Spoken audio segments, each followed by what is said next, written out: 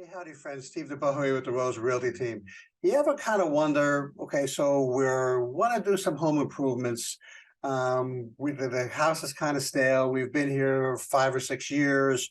We want to do some upgrades, but what kind of upgrades should we do? And if we do upgrades, what are the kind of the best ones to do in order to, if we decided to sell, let's say in a couple of years from now, what would be our best return on investment from our expenditures for those upgrades? Okay, and so today we're going to talk about home improvement return on investment. What are we going to do to our house?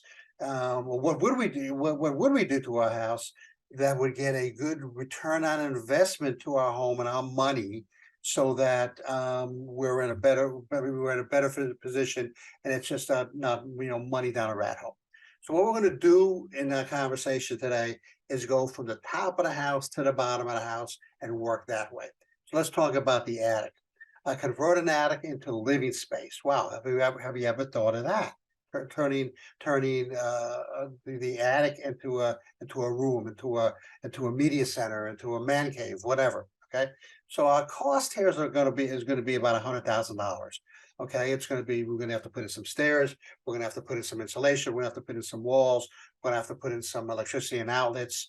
Probably not plumbing, but those other kinds of things, electricity and all that other stuff. About $100,000 investment, and our return on investment is going to be about 75%. Okay, bedrooms. So let's add a new master bedroom suite. Okay, so you have one which is maybe on the first floor, and you want to add a second one maybe on the second floor. Why? Maybe your parents come to visit. Maybe your kids have come back to stay forever. What have you? Okay, so you're adding a second master bedroom suite. Okay, cost is going to be about $175,000, and your return on investment is going to be 56%. Why? At least today, in today's environment, that's not something that a lot of people really look at really hard, is having a second master bedroom. We do look at additional space for parents and grandparents, but that's not always the case. But creating a permanent second master bedroom isn't really high on the list of people who are looking for houses right now. But anyway, doing that second master bedroom, return on investment is about 56%. Doing a bathroom renovation. Okay, this is sort of a simple renovation. This could be like your second bathroom, with a Jack and Jill or something like that upstairs. We're talking about 35,000, something like that. Yet your return on investment is going to be about 71%. Okay. Now, what this also tells us is, let's not go nutso, and let's not spend $200,000 on that second bathroom renovation. My guess there is we're not going to get a return on investment of 71%. It's probably going to be somewhat less. But if you're just do smart things, et cetera, 71% is what you can expect. Living room.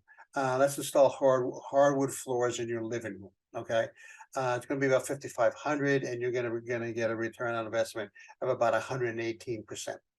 Now, here's another point. Your living room is typically downstairs. You have other rooms downstairs, kitchens, bathrooms, maybe master bedroom, office, those kinds of things, right? Something to consider, okay, is what a lot of my clients are now looking at, is they walk into a space and they say, okay, so I see, and on this particular floor, I see 3 different types of flooring. Okay, I see, hardwoods in the living room. I see tile in the kitchen, and a different tile in the bathroom, and maybe even a carpet in the master bedroom that's downstairs. Okay, and they're not real jazzed about that. So get things coordinated. Okay, maybe if we're concerned about water damage in the kitchen to a hardwood, which you should be, maybe high-end vinyl plank, or maybe ceramic tile that looks like wood. Okay, those are very nice. And so consider one floor, excuse me, one type of flooring on your main floor there. That would, of course, potentially, will definitely increase your costs, and I would say will probably increase your ROI as well. Because what, like I said, what clients like to see is a consistency in flooring, throughout the main floor. Kitchen upgrade. We're talking about $45,000. Um, Something along the lines of probably new cabinets and new appliances, maybe even countertops and appliances, countertops and cabinets. 45,000 won't do your whole kitchen, so talking about sort of a modest sort of renovation here or upgrade. But we're talking about 45 grand, and we're talking about a return on investment of around 67%.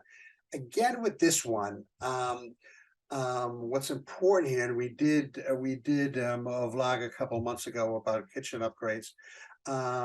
If you plan for one reason or another of being in your home for another 7 to 10 years, okay, then go nuts, do whatever you want. But if you're not, if you're thinking, oh, maybe we'll stay here another 5 to 7 or something like that, then you don't want to have to do another renovation. And so I'm not saying be modest, but don't have maybe it's not necessary to install the industrial strength range hood and the 8 burner stovetop. Okay, yeah, stovetop. Because not from, if they don't match and it doesn't flow, then that's going to then subtract from the allure of your kitchen. Okay, make sure everything goes together. Planning is really important. We're going to talk about that in an upcoming vlog. And then, not necessarily as important in Texas as it is other places in the country, your basement. Converting your basement into a living space. Okay, could be a family room, could be an office, could be your bedroom. Okay, we're talking about roughly 58,000, and we're talking a return on investment of 56%. Because this is living space, and because it's below grade, may not be considered in your square footage of your house. However, that doesn't mean it doesn't add another room. It doesn't add, something, an upgrade to the overall house, and might hopefully it'll improve your life, because maybe it's a playroom for the kids, or television room for the kids, or something like that. So you get your peace and quiet upstairs. Okay, so those are some things to think about. I hope that was cool and helpful. Next week, we're going to talk about, again, home renovation ideas and costs. So that kind of plays into this one a little bit, but we'll go in a little bit different direction. I hope you enjoyed that. This is Steve. I am with the Rose Realty Team.